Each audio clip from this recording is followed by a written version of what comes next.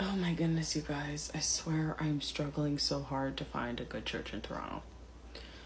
I feel like I've been to about a dozen churches in the area I live in, and I'm starting to extend to go even further than I normally would go.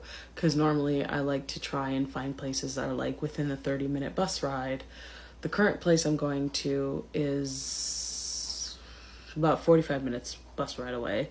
The last place I went to is about 30 minutes. We talked about the last place and why I left the last place. This place, I think I'm probably going to go. And I hate that because I actually really like the place. I really liked the worship was really good. The word was pretty decent. The worship was good. The word was decent. I loved the Sunday morning prayers. The people they have running the Sunday morning prayers, 10 out of 10. I actually really enjoy it. The 5 a.m. prayers, I don't know if it's just a different vibe. It's not the same people running it, and it's not for me. But I still try to participate where I can. So why am I leaving? Okay, so last week I was off work and I got a call from the church, and it was a call from somebody on staff. I won't name them.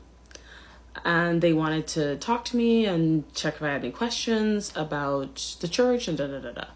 At the time, I had been running late to get to the pool. And I was literally dressed for the pool, and I was literally walking towards the pool. And the pool that day, the session for the pool was only an hour long, and I was already late. And so I had said to them, I said, hey, can you call me back? I'm just about to head into the pool. Can you call me later? And I could tell from the tone of her voice, she was like, oh, okay. And so I said, okay, can you call me around 2:30?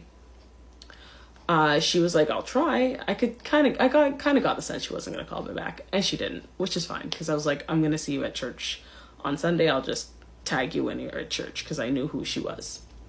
So I went up to her and talked to her on the Sunday. And at the time, we had been near where the praise team was worshiping, doing their worship practice. And we kind of came out, we started talking, and she was like, oh, it's kind of loud here. Let's go further outside. And so we were talking.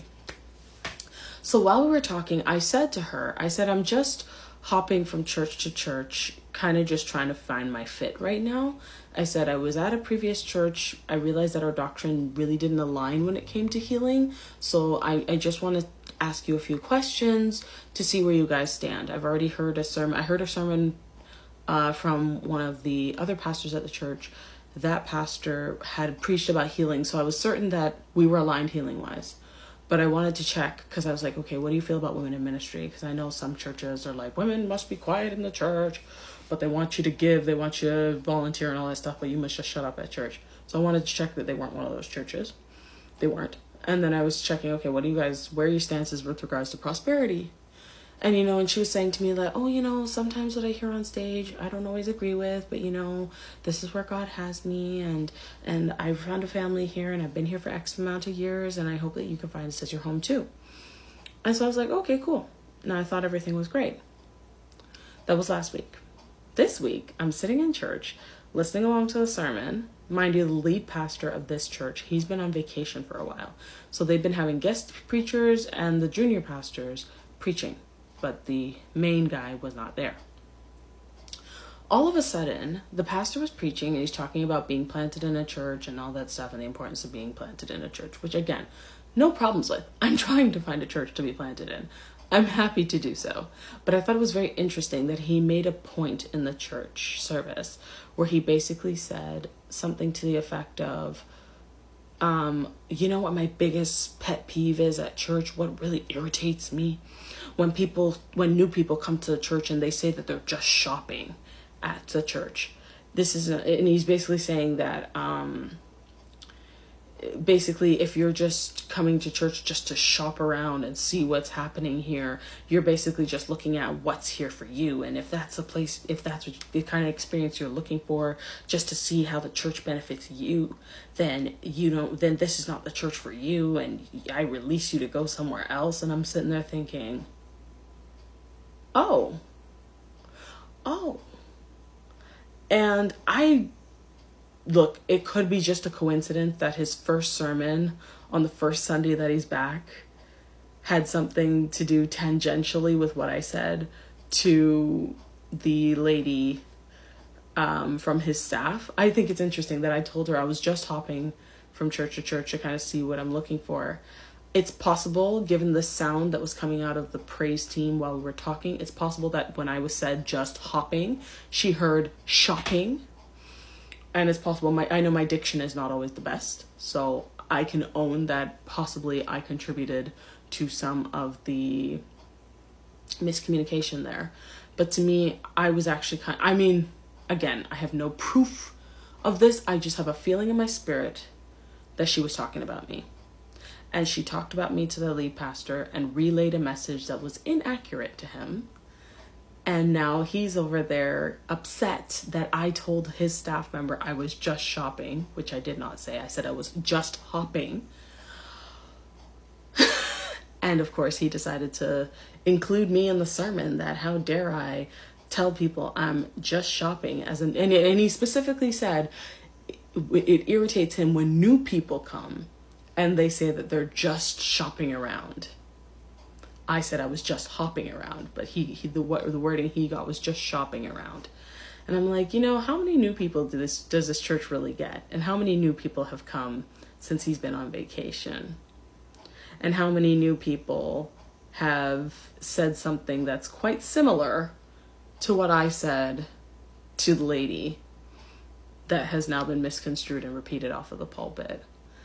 And to me, I have to say that given this whole dynamic of the situation, I'm kind of turned off about this church. I had every intention of staying. Every intention of staying, you guys. Like, they had this program where they kind of give you a walkthrough of who we are at the church, how you can get more involved, all this stuff. I signed up for it. I emailed them last week and I said, please sign me up for that event. I will be there. And come to find, yeah, I did that. I was joining all the prayer meetings. Like, I was ready to be a full member, only to have the pastor basically shading me in his sermon today. And I'm sitting there like, wow. And I guess for me, I'm a little more annoyed at the lady, because I'm like, if you heard that I was just shopping, why would you not ask more questions, qualifying questions, to figure out where I stand? Instead, you took what you heard and repeated it to somebody else. Mind you, you were wrong about what you heard, but you went and repeated what I said. And to me, it's like, so now I realize if anything happens at this church, people, it feels like it's the same environment that I left when I left my parents' church. Anything you say, anything you do, you basically live in a police state where anything you say or do, people are going to take it, they're going to twist it, and then they're going to run to the pastor and repeat everything you quote unquote said or did, and then the pastor is going to take their side and repeat everything from the pulpit and use their pulpit to throw shots at you. And I have to say, I am so tired of that dynamic. I am so finished, so done. And at this point, I'm like, God better fix this situation, because I'm telling you, I'm not going back to my parents' church. That is done and dusted. I talked about it on TikTok. I'll eventually bring those videos over to YouTube, but that door is closed. We're not doing that again. But I really just want a church that I can be planted at, and it feels like every time I finally find a place that I'm like, I love it here, I'm ready to be engaged, there's always some stupidness that happens and makes me want to be like, okay, guess I'm leaving now. So now I'm on the hunt again for a new church. God, I am so over this. It feels like church, it's starting to feel like it's not worth it, because like, I feel like I'm putting too much effort into finding a good place for me. It's really not feeling worth it anymore. But keep me in your prayers, fellow Christians, that I don't lose hope. That's all. Just keep me in your prayers that I keep the faith and I stay strong. Yeah.